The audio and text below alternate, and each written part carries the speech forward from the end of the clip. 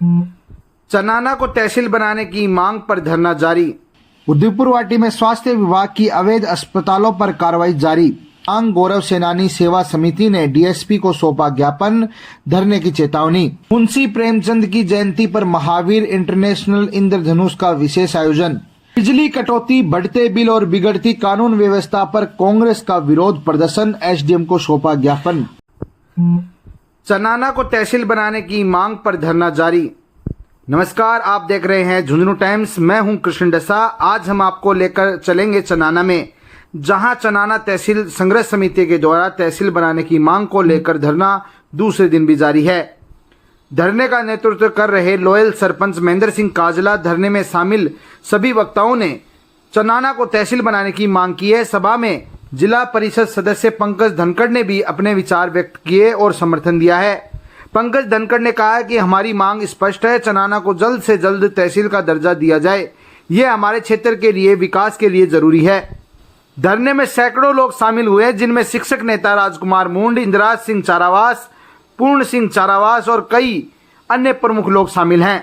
महेंद्र सिंह काजला ने बताया कि हमने शनिवार को व्यापार मंडल की बैठक बुलाई है और रविवार को एक विशाल सभा आयोजित करेंगे। हम सभी ग्राम पंचायतों और व्यापार मंडल से अधिक लोगों की भागीदारी की उपेक्षा करते हैं। धरने में शामिल लोगों ने चनाना को तहसील बनाने की अपनी मांग को लेकर एकजुटता का प्रदर्शन किया है। धरने में लोगों ने एकजुटता के साथ अपनी मांग को उठाया है और सरकार को चेतावनी दी है कि यदि उनकी मांगें पूरी नहीं होती है तो वे उग्र आंदोलन करेंगे।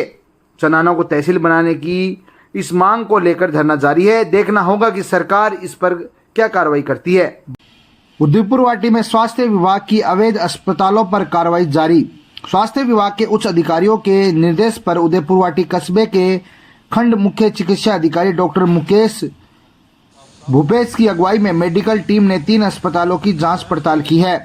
जयपुर रोड स्थित सनशाइन अस्पताल में सभी व्यवस्थाएं सही पाई गई है, लेकिन एक्सरे मशीन की लैब रेट लिस्ट और डॉक्टर के कक्ष पर डॉक्टर का नाम चस्पा करने के निर्देश दिए गए हैं। वहीं झुंझुनू स्टेट हाईवे पर नई सब्जी मंडी के पास नवजीवन अस्पताल की जांच में कई अनियमितता पाई गई है। मौके पर कोई डॉक्टर नहीं मिला और अस्पताल में डॉक्टरों की समय सारणी भी नहीं मिली। फिजियोथेरेपी करने वाले आपको डॉक्टर बताकर मरीज देख रहे थे। अस्पताल के नियमों के अनुसार मापदंड पूरे नहीं थे।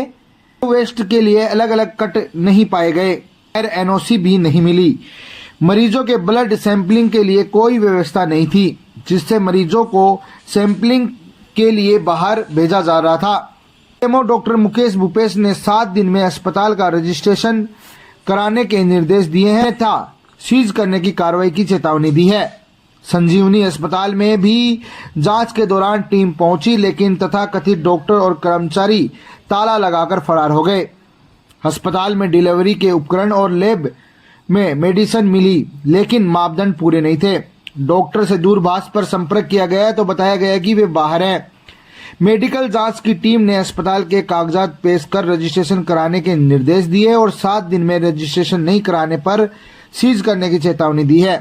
संजीवनी अस्पताल में सुबह 8 बजे से शाम 8 बजे तक डॉक्टर बैठने का बोर्ड लगा था, लेकिन कोई डॉक्टर मौके पर मौजूद नहीं था। भूपेश ने कहा है कि इन अस्पतालों की शिकायत कई बार उच्च अधिकारियों को दे दी गई है। उन्होंने स्पष्ट किया है कि अगले 7 दिन में रजिस्ट्रेशन नहीं करवाया गया तो सीज की कार्रवाई की जाएगी।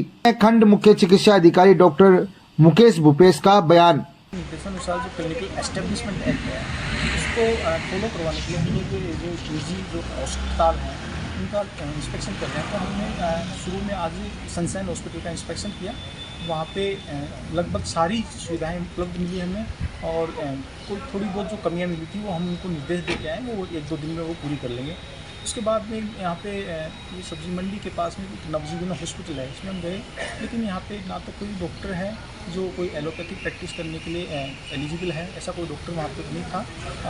जो डॉक्टर वो अपने आप को जो बता रहे थे वो कोई फिजियोथेरेपी, DMLT और कोई नेचुरोपैथी, इस तरह की 3-4 और एक फार्मासिस्ट, ऐसे 4-5 तरह के कोर्स उन्होंने खुद में कर रखे थे। और मौके पे देखे थे कि कुछ पेशेंट्स थे उनके ड्रिप वगैरह लगा रखी थी, उनको हमने हिदायत दी है अभी कि 7 दिन में। और उन्होंने बोला कि किसी दूसरा जो MS डॉक्टर है कोई, वो उनके पेशेंट देखते हैं, वो वहाँ पे मौके पे थे नहीं। तो हमने उनको हिदायत दी है कि 7 दिन के अंदर आप क्लिनिकल एस्टेब्लिशमेंट एक्ट के अंदर आप रजिस्ट्रेशन करवाएं अपना, और जो एलोपैथी डॉक्टर हैं उनको आप परमानेंट यहाँ बिठाएं, और तब उनके नाम से अगर रजिस्ट्रेशन होता है तो वो हॉस्पिटल को रनिंग करेंगे, अदरवाइज हॉस्पिटल को स्विच किया जाएगा। दवाइयाँ भी रखी हुई हैं, बेड का सामान भी रखा हुआ है, बेड भी रखी हुई है, डॉक्टर्स के चैम्बर्स भी बनाए हुए हैं, बट यहाँ पे कोई जवाब देने वाला कोई है नहीं। तो इसको देख करके ऐसा लगता है कि हॉस्पिटल तो कुछ चल रहा है, बट यहाँ पे किससे पूछें। इनको अभी लास्ट हिदायत दी कि फ़ोन किसी से नंबर लेकर के कॉल करवाया है, तो ये कल मिलने की बात होगी। तो कल जब ये आएंगे मिलेंगे तो इनसे क्या इनके पास में डॉक्यूमेंट है, किसी भी यहाँ पे क्लिनिक चला रहे हैं, वो सारी डिटेल इनसे ली जाएगी। बजावा के दोहरे हत्याकांड में गिरफ्तारी की मांग, गौरव सेनानी सेवा समिति ने डीएसपी को सौंपा ज्ञापन, धरने की चेतावनी।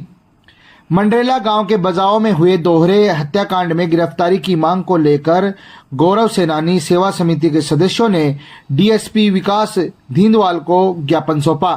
समिति के सदस्यों ने ज्ञापन के माध्यम से डीएसपी से मांग की है कि 3 दिन पहले बजावा में सूबेदार महावीर सिंह व उनकी पत्नी भानुवती देवी की निर्मम हत्या के दोषियों को तुरंत गिरफ्तार किया जाए और कड़ी से कड़ी सजा दिलवाई जाए। पूर्व सैनिकों ने चेतावनी दी है कि यदि हत्यारों की गिरफ्तारी जल्द नहीं की गई तो वे 5 अगस्त से डीएसपी ऑफिस के सामने धरने पर बैठेंगे। डीएसपी विकास धींदवाल ने पूर्व सैनिकों को आश्वस्त किया कि पुलिस की सभी टीमें हत्यारों की तलाश में जुटी हुई है और शीघ्र ही उन्हें गिरफ्तार कर लिया जाएगा।